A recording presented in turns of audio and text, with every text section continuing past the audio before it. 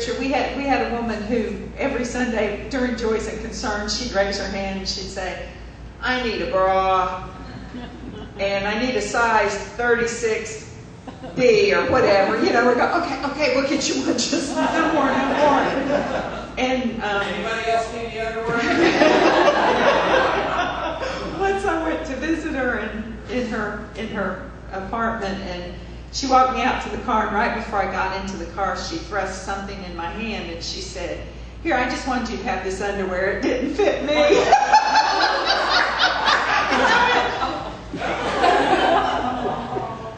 Anyway, and I thought, I bet you're the only preacher in the city today that got panties from, well, anyway, okay.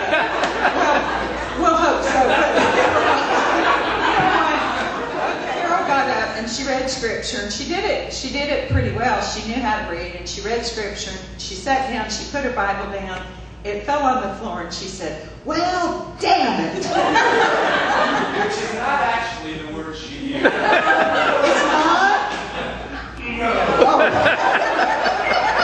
Oh, so anyway, so she put it back on the seat, and then it started slowly to fall again, and the whole road just went, whoa. I stopped at Jeff Street Center over there, and they told me to go see Cindy's church. Well, I'm amazed at how many people know Cindy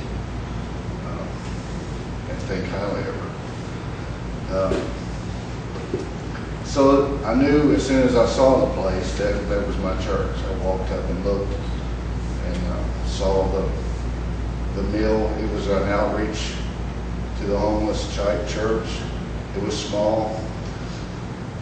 Little did I know what I was getting into, because I was raised a Southern Baptist. I mean, from this high, and rules. Can't dance, you know. I mean, back then, I'm old enough that they were very strict. So, Easter, frankly, I've been there long enough that I didn't just run. I took it in. I mean, truly, you know, the words that we're to live into this year, uninhibited, is truly a word that this church lives by.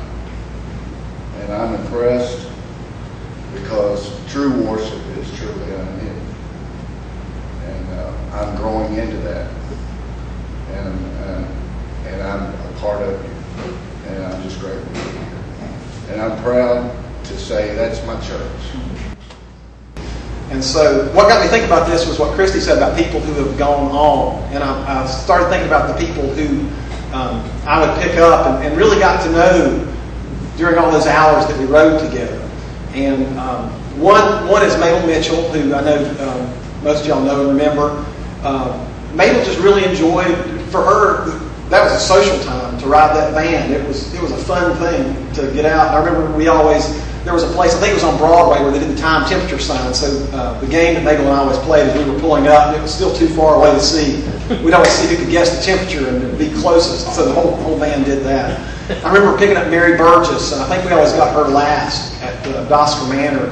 And y'all remember Mary had a real difficult time walking. And to get up in one of these vans, it's pretty high. So we had this special stool Mary had constructed. And she had a walker, and she actually had to go backwards into that van seat, and it was always kind of scary. You know, she's going to pitch forward and fall. I remember riding sometimes with Randy Weber, who was also another driver. And Randy was kind of a tightly wound guy, and you're at a light, and it turns green, and Randy floors it to the next light. Randy stops on the brake, and then you can do that all the way down the street. But one of the things that taught me and that I've learned is that quality people go here. So if you are new or thinking about it, you appreciate the unique people who are around you and what fine people. Another odd thing is our pastor. I have always liked how she can both dish out criticism and then take it herself. Back when the Southern Baptist Convention had been taken over, she stood up on a chair in a restaurant and hollered, "Shame, shame, shame," to a group of leadership who were toasting each other over the destruction they had caused. Another December, she seemed unfazed when after a Christmas gift distribution, a man stood outside the church shouting what we thought was "Ho, ho, ho," like Santa. Turns out he was shouting "More, more, more," because he was upset about what had not been given. We have all been impacted by the peculiarities of this church, and because we are all here together, we know that they matter a lot in our lives.